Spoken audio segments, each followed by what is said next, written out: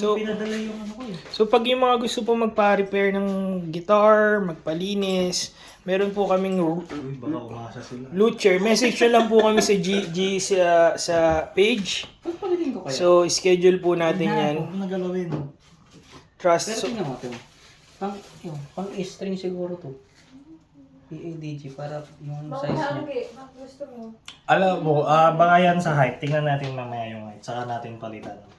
Pwede. Siguro. Oo, sa height kasi. so ang pinaka minimum na kailangan is dapat yung gitara nasa Epiphone level. Di po siya gumag. May mangga si ate. Kumain ka na. Busog. Ay, Sige. Di ko tatanggihan yan. Thank you.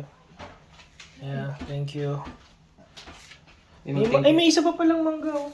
Kaya nga eh. Ayun po. Dami po. Gusto ko lang i-capture the moment eh. Ano natin to. Tapos ang susunod na magpapagawa sa si Ed Sheeran. Ayan.